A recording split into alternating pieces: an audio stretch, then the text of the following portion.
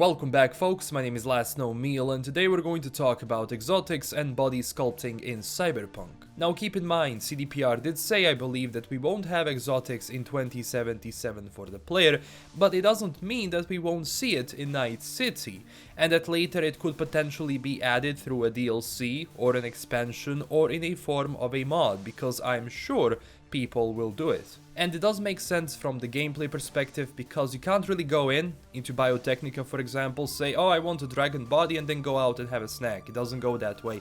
It's really expensive, it's time consuming, you need therapy, there are all sorts of processes to basically change your body into something else. Now, exotics is basically a form of fashion and biosculpting that allows people to change themselves into an animal-like appearance or to look like something else, something inhuman. And since in the world of Cyberpunk and genre in general everything has to be over the top, kitsch is something very much present in that universe, and with the rise of technology, of course, people will find a way to alter their entire body into something different. Those exotics include things like a bear, dragon, feline, big cat package that do change how your entire body looks like, and even give you powers from those animals due to making you faster, stronger, more agile, and even to the point where it gives you full-on weapons from those animals and creatures like claws and a flamethrower if you take a dragon body. Some of those options include like a tail, for example, which are grown in VUTs using gene bank tissue.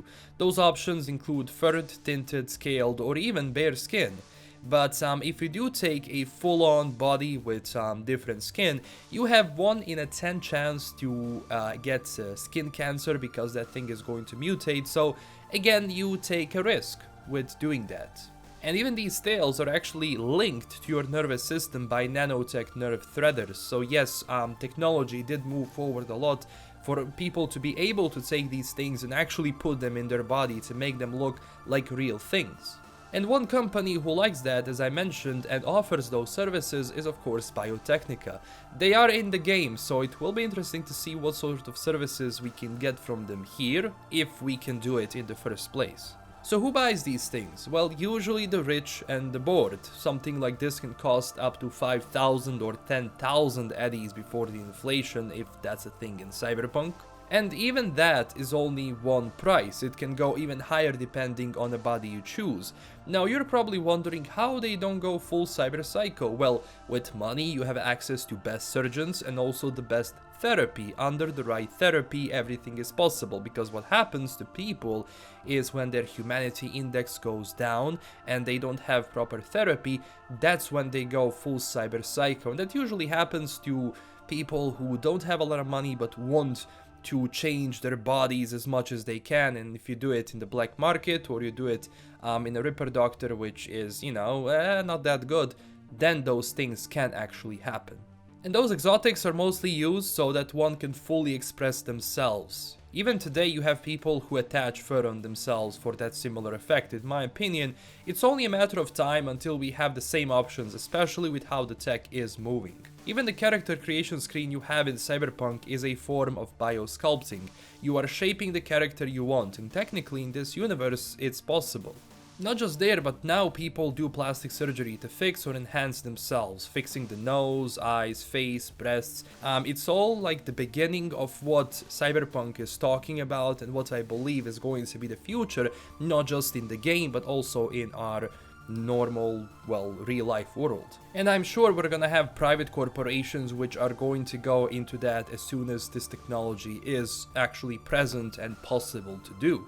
And it all falls under the idea of transhumanism, that people can use tech to expand their physical and intellectual capabilities, to change how that, you know, natural part, in a sense, how a natural human looks like or whatever. But things like augmentations, which are a necessity, for example, that you need to survive, are okay. But these things, the exotics, are very much optional and very present, but extremely optional, but sought the people who want to change their entire bodies, and usually people with a lot of money. Someone like me, for example, is not going to be able to do it because you are not that rich. And the same way you have certain people now, usually in entertainment, that will alter their bodies for certain reasons. And if you remember that cat tiger guy who changed his entire face to look like a tiger, I can't put the image here, but that's one form of those early exotics, and if you want to see how it looks, you have to Google that. Now, besides that, booster gangs like to utilize exotics and body sculpting. You have poser gangs that change their appearance to look like something or someone.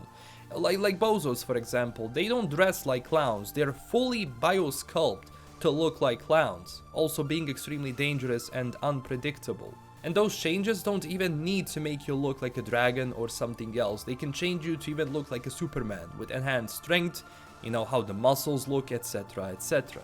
Again, Cyberpunk 2077 won't have anything too crazy for the player, but I'm sure that even after you create a character, there could be an option to go somewhere, like for example Biotechnica, or maybe a new corporation, and pay so you can change how your character looks. If you had a mistake in the character creation, I think, maybe, there could be an option to make those changes later.